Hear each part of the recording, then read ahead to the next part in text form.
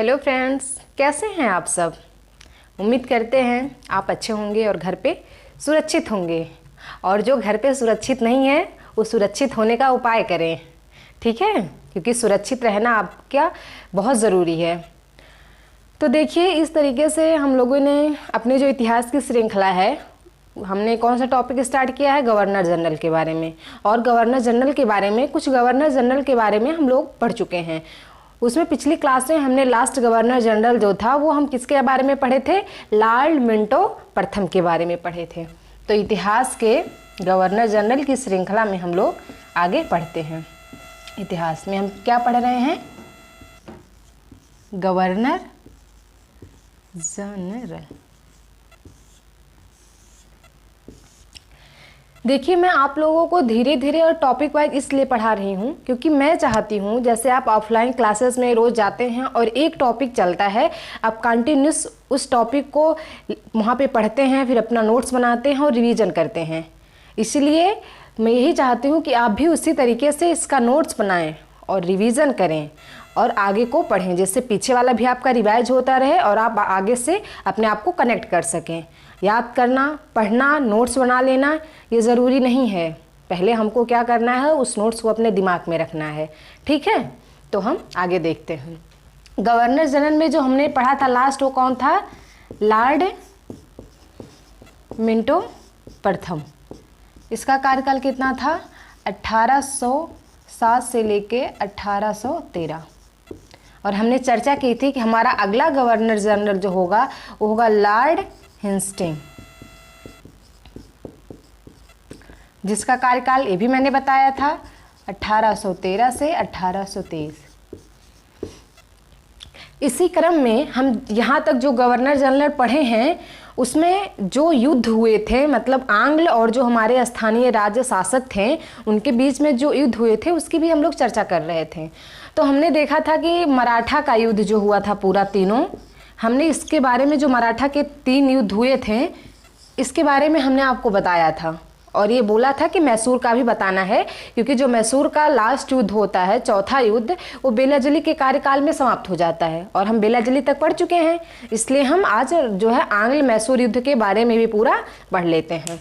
तो ठीक है, इसके बाद हम लोग फिर लॉर्ड हेस्टिंग के कार्यकाल पे आएंगे। तो 3 मराठा युद्ध हमने पढ़ा था। आप कमेंट करके, जिसको भी याद हो, बिना कॉपी से देखे कमेंट बॉक्स में तीनों मराठा युद्ध का किस वर्ष में हुआ था, किसके कार्यकाल में हुआ था, उसको आप जो है ज़रूर लिख के हमें सेंड करें, ठीक है। तो आज हम देख लेते हैं आंग्ल मैसूर युद्ध। किसका, आंग्ल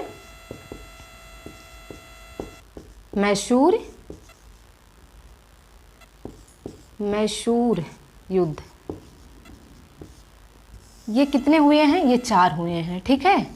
तो फिर हम उसी तरीके की सारणी बनाएंगे। यहाँ पे क्या लिखेंगे, वर्ष कब हुआ और कौन सा था, मतलब प्रथम, द्वितीय, तृतीय और चतुर्थ। तो इस तरीके से हम देखते हैं और फिर देखते हैं वर्ष। तो इसका एक वर्ष है 1767 से लेके 69। फिर हमारा एक आता है 1780 से लेके 1784। दूसरा आता है 1790 से लेके 92 और तीसरा आता है 1799। अब देखिए, जब मैं गवर्नर जनरल का कार्यकाल आप लोग को बता रही थी तो अगर आप लोगों ने ध्यान से देखा होगा तो ये 1780 और 84 किस गवर्नर जनरल के कार्यकाल में आएगा, मैंने पढ़ाया है, किसके कार्यकाल में आएगा, आप लोग याद कीजिए। देखिए, ये गवर्नर जनरल कार्य किसका है, वारेन हेस्टिंग का है। किसका है,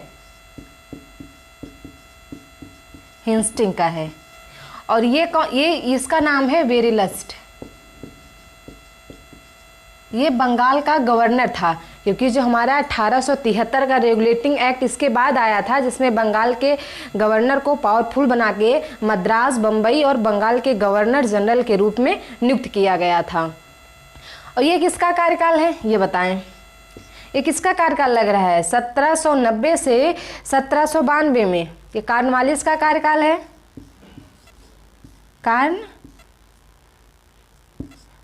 इसने 93 तक शासन किया था ना।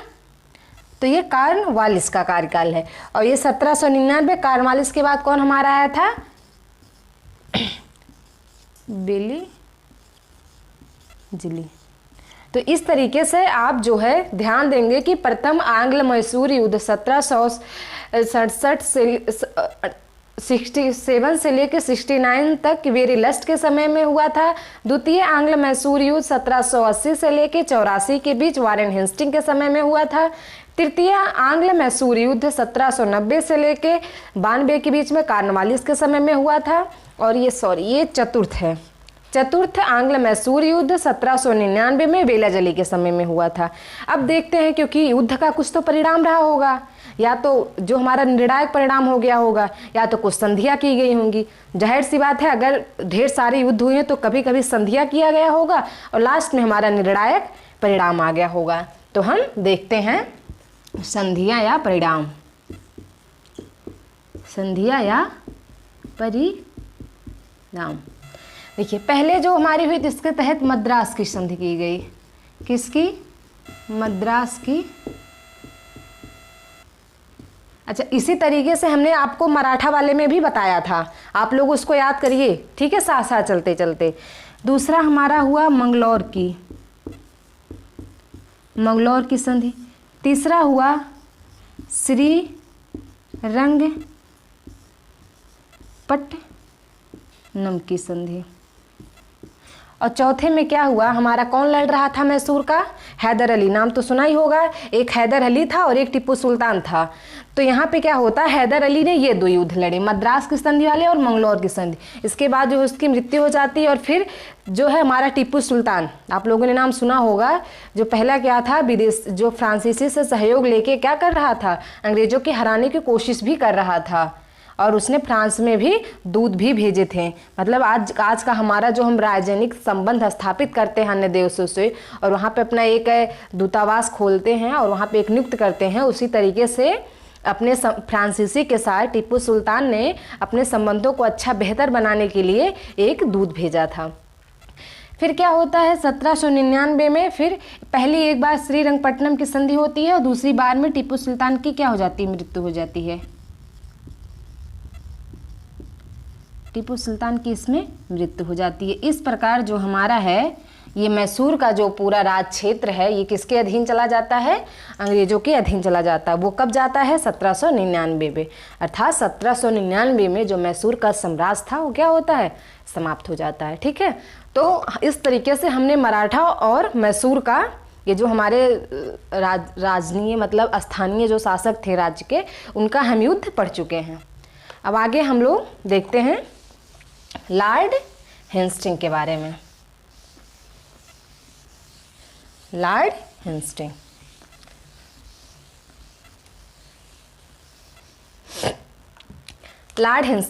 कार्यकाल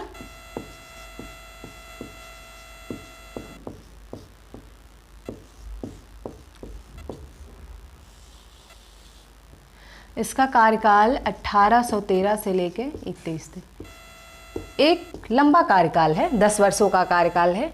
देखिए लॉर्ड हेस्टिंग आया, ये बहुत ही मतलब इतने सोचा कि हम ज़्यादा उथल पुथल राजनीतिक में नहीं करेंगे, हम हस्तक्षेप की नीतियों का पालन करेंगे, क्योंकि इसके पहले जो बेलाजली करके गया था सहायक संधिया, इससे बहुत ज़्यादा उथल पुथल हो चुका था स्थानीय शासकों में।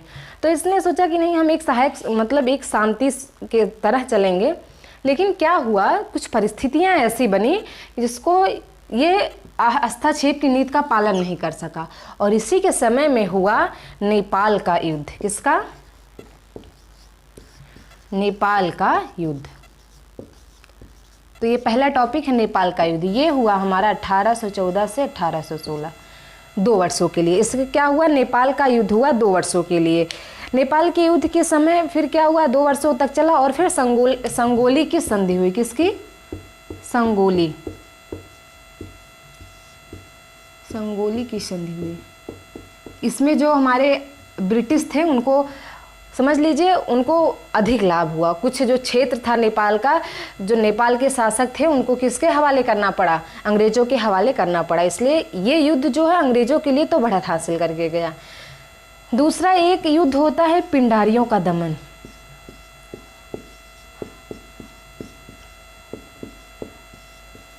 पिंडारियों का दमन। देखिए ये क्या पिंडारी, ये क्या थे? आपने गौरिल्ला युद्ध के बारे में सुना है, जो मराठों में काफ़ी प्रचलित था। ये महाराष्ट्र में थे, गौरिल्ला युद्ध या छापा मार युद्ध। तो जो गौरिल्ला और छापा मार युद्ध का युद्ध था, वो पिंडारियाँ, ये जो पिंडारी होते थे यही प्रयोग करते थे। ये कहीं एक विशिष्ट स्थान पे नहीं पाए जाते थे, ये एक प्रकार की विशेषता के आधार पर उनको पिंडारिया कहा गया। ये क्या करते थे, मान लीजिए किसी के साथ युद्ध में शामिल हुए हैं, तो ये युद्ध में शामिल होते ही जो लूट मार का सामान होता है बस उससे संतुष्ट हो जाते हैं। ऐसा नहीं कि स्थानीय सैनिक रूप में कार्य करें, इनको एक वेतन दिया जाए निश्चित, ऐसा कुछ नहीं। ये युद्ध में शामिल होते थे, लूट मार के सामान में से हिस्सा लेके फिर निकल जाते थे आगे। इनका कोई स्थानीय वो नहीं होता था, इसलिए इनको क्या कहा गया था, मराठों का कुत्ता भी कहा गया था। इसलिए जो पिंडारियाँ थे, ये शक्तियाँ थी बहुत ज़्यादा बढ़ रही थी। और मराठा का तृतीय युद्ध तो हुआ नहीं था, इससे अंग्रेजों को, मराठा के तृतीय युद्ध किसके समय में हुआ था? इसी के समय हुआ था, लॉर्ड हेस्टिंग के समय में। मैंने बताया था लॉर्ड हेस्टिंग के समय में जो हुआ था 1817 के बीच में हुआ था। तो क्या इनको डर था कि अगर मराठा से, क्योंकि जो परिस्थितियाँ थी बहुत मराठों के साथ बहुत जो है तनावपूर्ण थी, तो अंग्रेजों को लगा अगर पिंडारियों ने मराठों का सहायता करने की कोशिश की तब तो मराठों का जो पलड़ा होगा युद्ध में वो भारी हो जाएगा। इसलिए हम पहले क्या करते हैं, पिंडारियों का दमन करते हैं। और फिर पिंडारियों के दमन के लिए इसने बृहद स्तर पर सेनाओं को भेजा और पिंडारियों का दमन कर दिया गया। इस तरीके से पूछा जाता है पिंडारियों का दमन किसके कार्यकाल में हुआ, तो इसके कार्यकाल में हुआ। इसमें करीम खां, इसके कुछ नेता थे, करीम खां चीतू, जो क्या थे, पिंडारियों के नेता थे। इस तरीके से पिंडारियों का दमन हो गया। तीसरा पॉइंट आता है, आपको मैंने बताया ही था, आंग्ल मराठा युद्ध। आंग्ल मराठा युद्ध कौन सा नंबर का था? तृतीय नंबर का था। किसके समय में हुआ? इसके समय में 1817 में। इसमें क्या किया गया, बाजीराव को गद्दी से उतार के उनको 15 लाख का वार्षिक पेंशन देके कानपुर के बैठूर में भेज दिया गया। और फिर जो शाहजी के थे जो है प्रताप को, उनको सतारा की गद्दी पे बैठा दिया गया। इस तरीके से मराठा साम्राज्य की भी पूरी क्या हो जाती है, समाप्ति। इसके कार्यकाल में बहुत सारे ऐसे सुधार हुए हैं, देखते हैं। आपने अभी मैंने इजारेदारी प्रथा के बारे में आप लोग को बताई थी, सालाना व्यवस्था या पंचशाला व्यवस्था, बंदोबस्त व्यवस्था, जो किससे संबंधित था, राजस्व वसूली के लिए ज़्यादा से ज़्यादा राजस्व प्राप्त कर सके, इसलिए उन्होंने क्या कर के निर्धारण का एक तरीके से वो क्या था, पद्धति थी, इजारेदारी प्रथा, जो किसके कार्यकाल में आई थी इजारेदारी प्रथा, आप लोग बताएं मुझे। चलिए मैं बता देती हूँ, वो किसके कार्यकाल में आई थी, वारेन हेस्टिंग के कार्यकाल में आई थी। इसी तरीके से लॉर्ड हेस्टिंग जब आया तो इसके कार्यकाल में जो है 2 प्रथाएं आई भूमि सुधार से लेके विभिन्न क्षेत्रों में। और जो हमारी रैयत बंदोबस्त, अस्थायी बंदोबस्त व्यवस्था थी, वो किसके कार्यकाल में आई थी, कॉर्नवालिस के कार्यकाल में। इस तरीके से इसके कार्यकाल में 2 भूमि से सुधार हुए। पहला था रैयत बंदोबस्त, और दूसरा हुआ, आपने सुना होगा,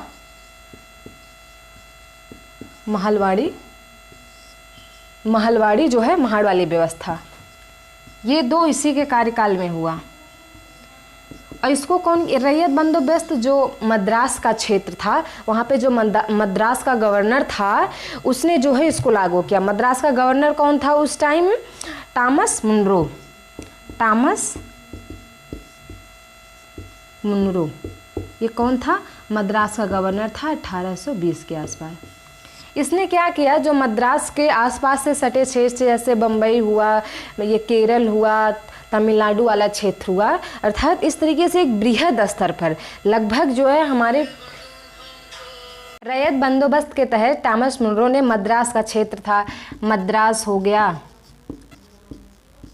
कन्नड़ हो गया, कन्नड़ मतलब कर्नाटक, मालाबार तट हो, मालाबार इसका मतलब केरल, कोयम्बटूर इसका मतलब तमिलनाडु, इस तरीके से, और बम्बई महाराष्ट्र। मतलब 51% जो हमारी भूमि थी उस समय कृषि योग्य भूमि थी उसके 51% भागों पे ये रैयत बंदोबस्त व्यवस्था को टॉमस मुनरो ने लॉर्ड हिंस्ट्री के समय में लागू किया। इसमें क्या किया गया, जो अभी आपको मैंने बताया था स्थायी बंदोबस्त की व्यवस्था में क्या किया गया, जो किसानों की ज़मीन थी उनसे लेके उसकी नीलामी कर दी गई और उसकी नीलामी को प्राप्त करने वाले को जमींदार कहा गया, जो एक बहुत बड़े भूखंड का मालिक होता था, और उस ज़मीन को नीलामी के स्वरूप उसको मालिकाना हक दे दिया गया। अर्थात जो किसान था वो भूमिहीन हो गया, वो अपने ही ज़मीन पे एज अ मजदूर कार्य करने लगा। ठीक है, लेकिन जब रैयत वाली बंदोबस्त व्यवस्था आया, इसमें क्या किया गया, उस प्रथा को समाप्त कर दिया गया। इन क्षेत्रों में क्या किया गया, इसमें जो रैयत है मतलब किसान है उसको अपने भूमि का क्या कर दिया गया, मालिकाना हक पुनः दे दिया गया, और एक निश्चित लगान को निर्धारित करके बोला गया कि आप लगान की राशि को सीधे क्या करें, सरकार के जो ब्रिटिश सरकार है उसको आप ले जाके दें। इससे क्या हुआ, जो बिचौलिया एक बनी थी, एक जमींदारों का एक वर्ग बना था, वो क्या हुआ, समाप्त हुआ। और इससे क्या हुआ, जो है कंपनी के जो ब्रिटिश का राजस्व था उसमें काफ़ी वृद्धि हुई, क्योंकि जो बिचौलिए थे अगर वो एक्स्ट्रा जो कर की वसूली करते थे वो अपने पास रख लेते थे, और जो निर्धारित थी वही अदा करते थे ब्रिटिशों को। इसके तहत डायरेक्ट उनको देना पड़ा, और रैयत का और ब्रिटिशों का एक डायरेक्ट कांटेक्ट भी हो गया। इस तरीके से उनके राजस्व में काफ़ी वृद्धि हुई। तो बस एक ये अच्छा था कि इसमें क्या हुआ, किसानों को भूमि का स्वामित्व बनाया गया, भूमि का मालिकाना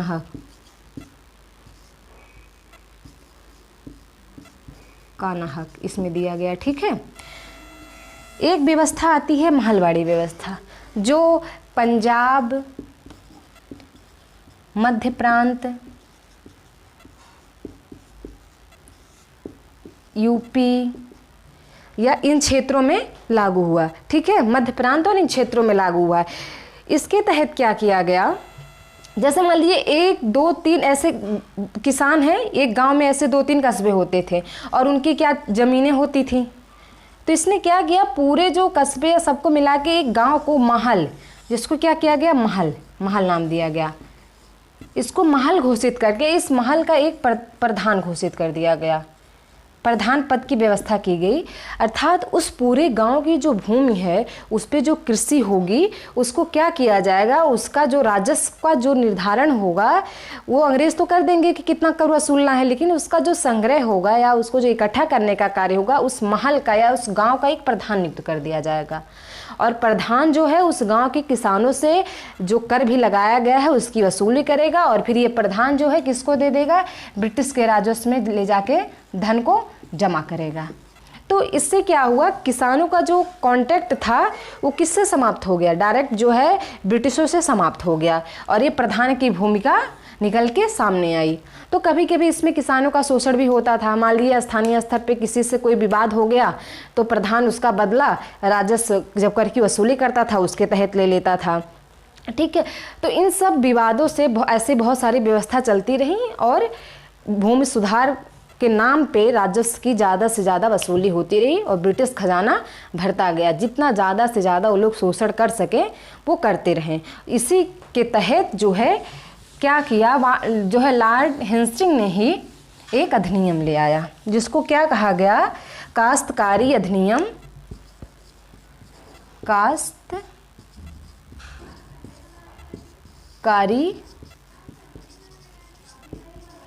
अधिनियम 1822। देखिए इसी को एक और नाम दे दिया गया टेनेक्सी एक्ट। ठीक है, इसी का दूसरा नाम था, क्योंकि जो ये उथल पुथल की प्रथा चल रही थी, कभी जमींदारों को मालिकाना हक बना दिया जाता था भूमि का, कभी किसानों को, तो कभी एक महल घोषित कर दिया जाता था और महल का प्रधान घोषित करके उसको मालिकाना हक दे दिया जाता था। तो इससे बहुत अनिश्चितता व्याप्त थी। तो ये फिर जो 1822 में काश्तकारी अधिनियम आया, इसके तहत क्या किया गया किसानों के जो भूमि पर उनका मालिकाना हक है उसको सुरक्षित करने का प्रावधान किया गया और कहा गया कि अगर वो किसान अपने भूमि का जो भी उसका क्षेत्रफल है उसके आधार पे अगर वो कर का जो भी कर निर्धारण किया गया है उसका अगर वो अदायगी कर रहा है समय समय पे तो वो मालिकाना हक वो बना रहेगा। लेकिन हाँ, अगर उसने समय पे एक निश्चित समय पे अपनी भूमि पर जितना भी कर लगा है उसका जो है उसने अदायगी नहीं किया है तो उससे मालिकाना हक छीन लिया जाएगा। तो ये काश्तकारी अधिनियम या टेनेक्सी एक्ट अधिनियम के तहत यही आया, जो किसके समय में आया, हमारा लॉर्ड हेस्टिंग के समय में। ठीक है, तो इतनी चीज़ों को हम लोगों ने पढ़ा। आज कुछ ज़्यादा हो गया, 4 भूमि सुधार से व्यवस्था हो गई, आप उसको रिवाइज कर लेंगे और यहाँ तक आप इसको रिवाइज कर लेंगे। ठीक है, आज की क्लास में हम लोग इतना ही। Thank you.